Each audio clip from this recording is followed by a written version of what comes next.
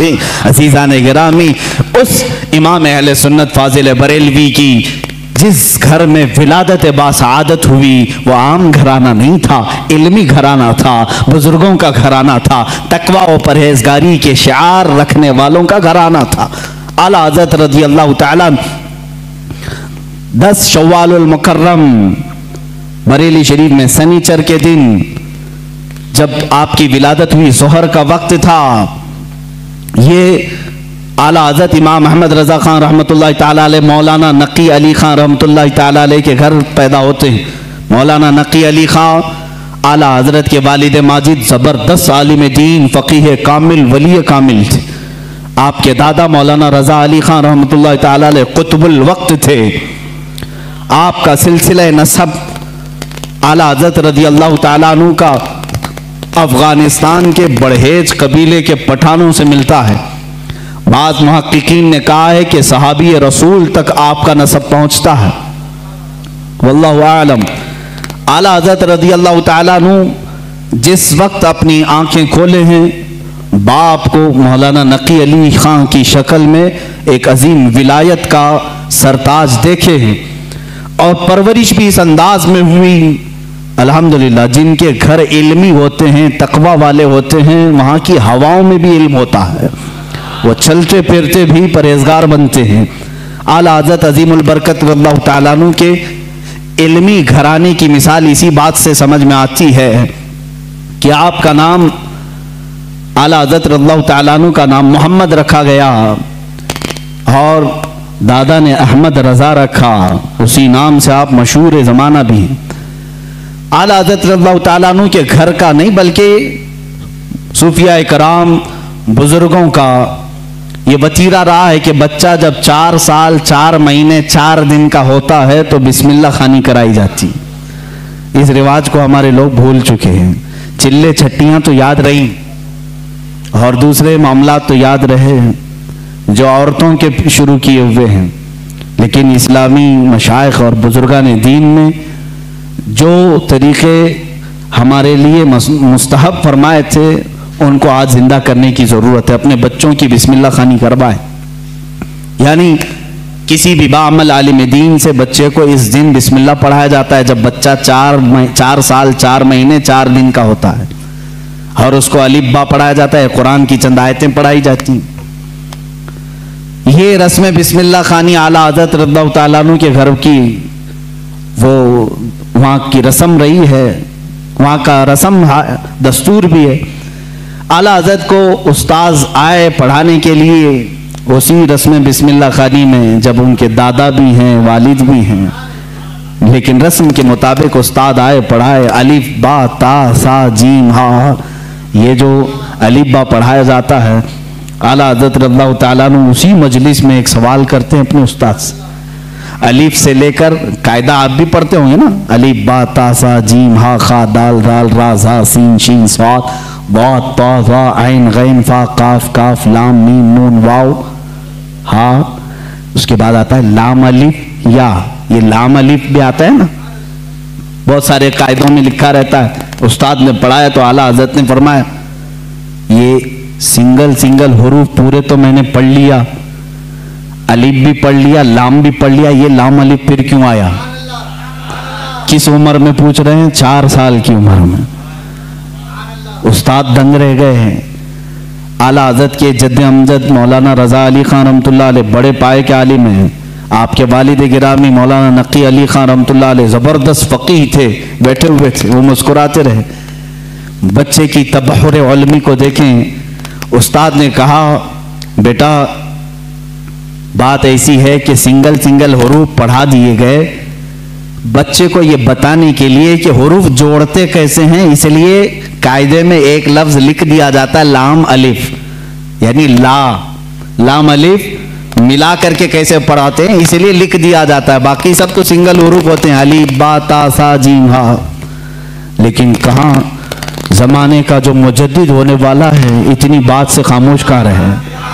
कहा अगर मिलाकर के ही पढ़ाना था तो बे को अलिफ से मिलाकर पढ़ा देते, ते को अलिफ से मिलाकर पढ़ा देते, जीम को अलिफ से मिला के, ये लाम के साथ ही क्यों अलिफ को मिला है?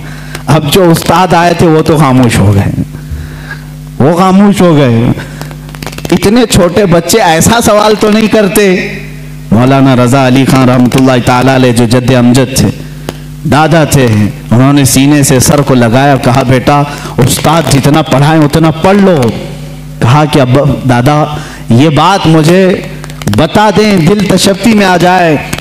مولانا رضا علی خان رحمۃ اللہ علیہ بر وقت فرماتے ہیں بات یہ ہے، لام کو الف سے کیوں ملایا، دوسرے حروف سے کیوں نہیں ملایا؟ اس لیے کہ یہ دونوں حروف میں مشابہت بہت زیادہ ہے، یہ دونوں ملتے جلتے ہیں. کس بات میں؟ صورت کے اعتبار سے بھی، سیرت کے اعتبار سے بھی. کہا وہ کیسے؟ کہا لکھنے میں الف بھی لمبا ہوتا ہے اور لام بھی لمبا ہوتا ہے، یہ صورت میں دونوں لمبے ہیں.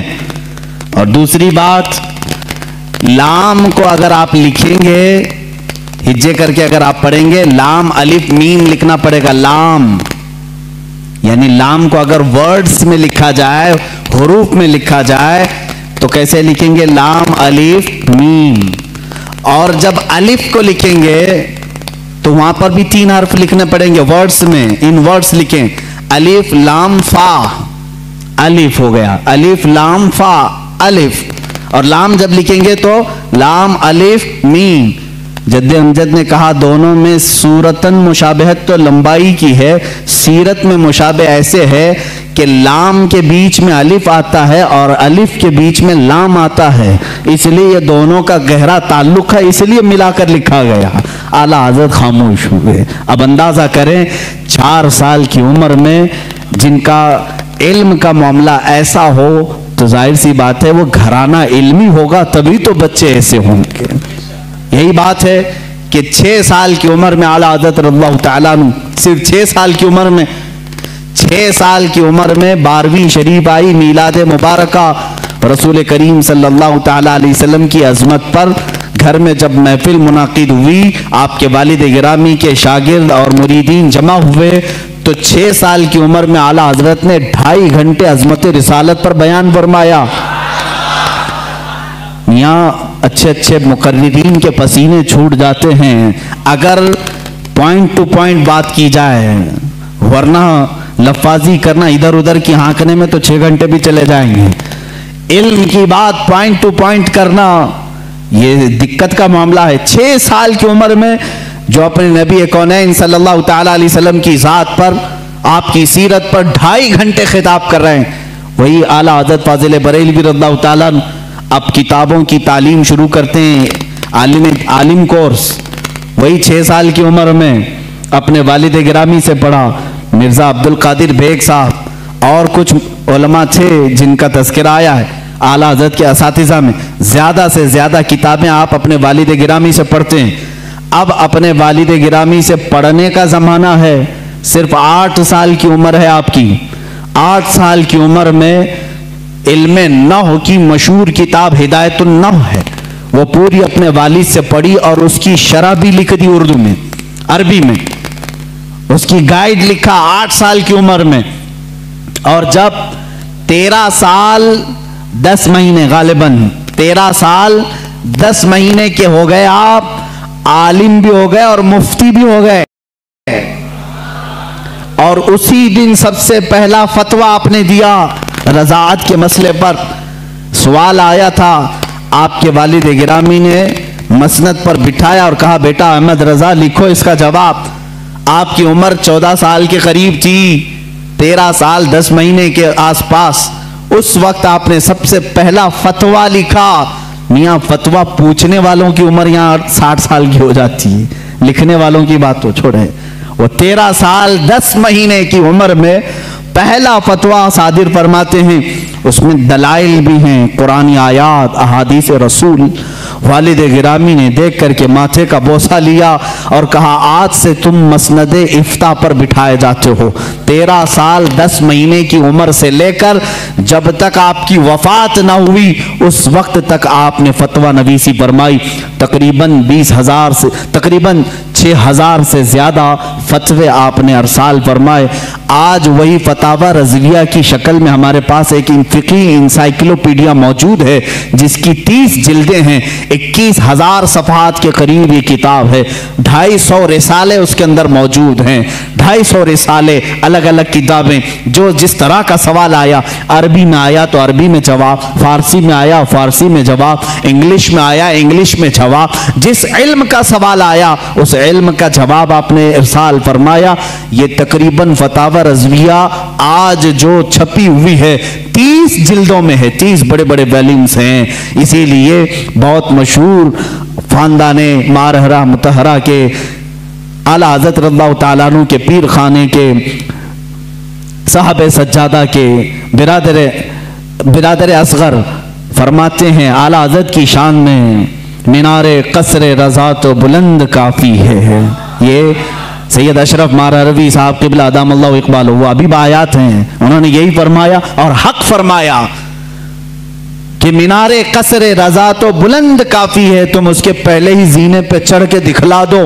ارے میاں فتاوی رضویہ تو ایک کرامت ہے، فتاوی رضویہ تو ایک کرامت ہے، ذرا ہدایت بخشش ہی پڑھ کے دکھلا دوں۔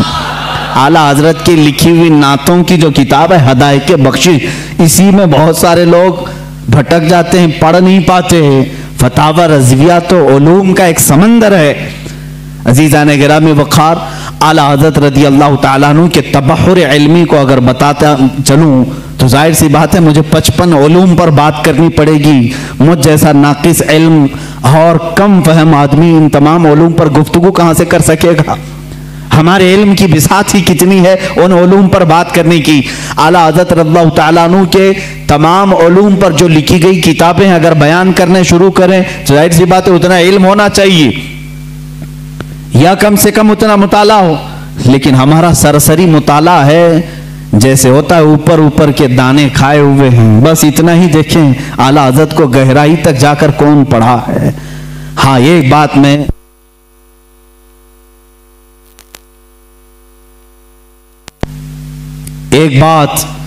میں دل سے کہوں گا کہ سنے ہوئی محبت کرنے والے الگ ہوتے ہیں، اعلیٰ حضرت کو پڑھ کر کے چاہنے والوں کی بات الگ ہوتی ہے۔ پڑھ کر کے جو محبت کرتے ہیں وہ حقیقت میں محبت کرتے ہیں اور ان کا لوہا مانتے ہیں، اور سنی سنائی ہوئی باتوں میں کبھی ادھر آتے ہیں کبھی ادھر جاتے ہیں، معاملات ایسے ہوتے رہتے ہیں۔ عزیزان گرامی، فتاوی رضویہ شریف میں 250 رسائل جمع ہوئے، ان کے علوم کا کنارہ کہاں تک تھا اللہ ہی بہتر جانے۔ علم حدیث میں قلم اٹھایا تو کئی کتابیں لکھی، اصول حدیث میں قلم اٹھایا اس پہ کتابیں لکھی، فقہ ایک علم کا نام ہے، اس میں تو پوری کتابیں موجود ہیں، اصول فقہ پر کتابیں ہیں آپ کی، اور ان کے علاوہ تفسیر میں، اصول تفسیر میں، بلاغت میں، معانی میں، عرض میں، اور اس کے علاوہ جو میتھس کے ریلیٹڈ علوم ہوتے ہیں ان میں کئی کتابیں آپ کی ہیں، علم رمل میں، علم جفر میں ہے، زیجات میں ہے، ارثماتیقی میں ہے۔ یہ تمام وہ علوم ہیں جن کو آج شاید و باید کوئی جانتا ہو۔ علم حیت ہے، علم توقیت ہے، علم مقابلہ ہے، علم مناظرہ ہے، علم رد ہے، ان تمام علوم پر اعلیٰ حضرت کی کتابیں موجود ہیں، ان کے رسالے موجود ہیں۔ یہ ایک بات ہوتی ہے کہہ دینا کہ ان کو اتنے علوم آتے تھے، اور ایک بات ہے ان کی اس علم پر کتابیں پیش کرنا۔ ہم مبالغہ آرائی سے کام نہیں لیتے۔ جس علم کی میں بات کر رہا ہوں اعلیٰ حضرت اس علم کو جانتے تھے، اس علم کی ضرور ان کی کتاب بھی میں تمہارے سامنے پیش کر سکتا ہوں۔ کئی علوم پر اللہ تعالیٰ نے آپ کو مہارت تامہ عطا فرمائی تھی۔ یہ ایک بات آپ سمجھ کر کے چلیں، یہ ان کے پاس وقت کتنا رہا ہوگا یہ سب لکھنے کا، ان تمام علوم کو حاصل کرنے کا۔ اعلیٰ حضرت رضی اللہ تعالیٰ عنہ کی دنیاوی جو علوم ہیں ان پر جو گرفت ہے اتنی زبردست، اپنے زمانے کے بڑے بڑے سائنٹسٹ کو بھی آپ نے دعوت مقابلہ دیا ہے۔